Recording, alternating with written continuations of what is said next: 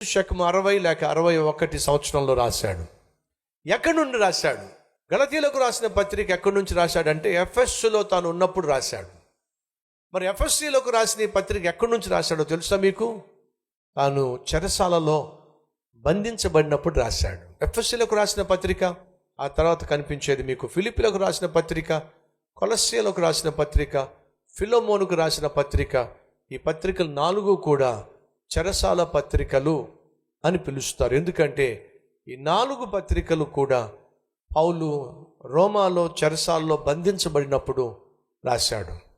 చెరసాల్లో ఉండి కూడా తను బహుగా ప్రేమించిన సంఘాలకు ఉత్తరాలు రాయటం జరిగింది. ఎన్ని అధ్యాయాలు? 6 అధ్యాయాలు. ఎన్ని వచనాలు? 155 వచనాలు. మూలవాక్యము: ప్రభు ఒక్కడే, విశ్వాసము ఒక్కటే, బాప్తిస్ము ఒక్కటే, అందరికీ తండ్రి అయిన దేవుడు ఒక్కడే, ఆయన అందరికీ పైగా ఉన్నవాడే, అందరిలోనూ వ్యాపించి అందరిలో ఉన్నవాడు. ఎవరు ఇక్కడ కనిపించే ముఖ్య వ్యక్తులు అని అంటే పౌలు,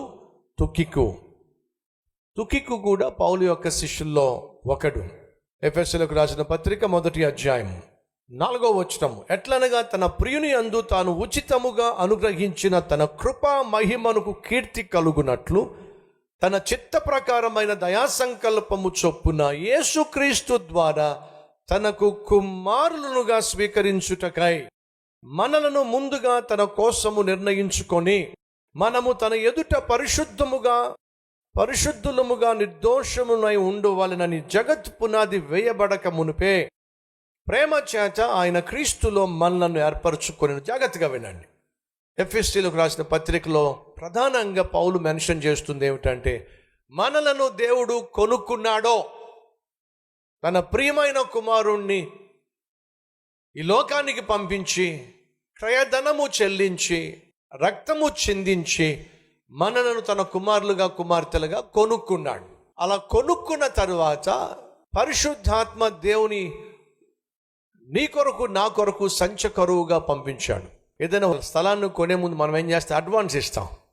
అడ్వాన్స్ ఇచ్చి మనం దాన్ని బ్లాక్ చేసి పెట్టుకుంటాం, దాన్ని మనం బుక్ చేసుకుంటాం.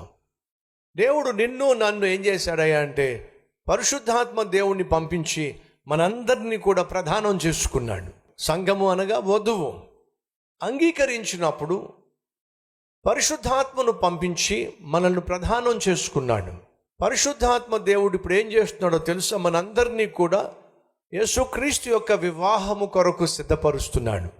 పరిశుద్ధాత్మ దేవుని యొక్క పని పరిచర్య ఏమిటంటే మనను క్రీస్తుతో అనుసంధానం చేయడానికి, గొర్రెపిల్ల యొక్క వివాహము కొరకు, క్రీస్తు యొక్క వివాహము కొరకు సంఘముగా ఉన్న మనలను సిద్ధపరచటమే పరిశుద్ధాత్మ దేవుని యొక్క పని. ఎఫెసీయులకు రాసిన పత్రిక మీరు పూర్తిగా తెలుసుకోవాలంటే పాపక్షమాపణ 1వ అధ్యాయము, పరలోక భాగ్యము 1వ అధ్యాయము, పరిశుద్ధమైన జీవితం 5వ అధ్యాయము, ప్రభు మెచ్చుకునే కుటుంబం 5వ అధ్యాయము, పిల్లలు పెద్దల ప్రవర్తన 6వ అధ్యాయము, పనిలో న్యాయము 6వ అధ్యాయము, పోరాటము విజయము 6వ అధ్యాయము. మర్చిపోకండి, మనల్ని దేవుడు ప్రేమించాడు ప్రాణంగా, కాబట్టి ఈ లోకానికి వచ్చి ప్రాణం పెట్టాడు. పరిశుద్ధాత్మను ఇచ్చాడు ఆయన రాకడ కోసం సిద్ధపరచటానికి. పాపం నుండి వేరు చేశాడు, సంఘంలో మనల్ని సమకూర్చాడు, వాక్యాన్ని బోధించడానికి దేవునికి సేవకులు మనకి ఇచ్చాడు. శరీరానుసారంగా జీవించకుండా క్రీస్తును పోలి నడుచుకోవాలని దేవుడు శాసించాడు. ఆ క్రీస్తును పోలి నడుచుకునే ప్రక్రియలో భార్యగా, భర్తగా, తల్లిగా, తండ్రిగా, కొడుగ్గా, కూతురుగా, దాసునిగా, యజమానునిగా నీ బాధ్యతలు ఏమిటో తెలియచేశాడు. చివరిగా సైతాన్తో పోరాడండి, వాని యొక్క అగ్ని బాణాలు ఎదుర్కోండి, ఆయన రాకడ కొరకు సిద్ధపడండి. ఇది ఎఫెసీయులకు రాసిన పత్రిక యొక్క సారాంశం. ఈ సారాంశం మన అందరి జీవితంలో నెరవేరునుగాక. రండి.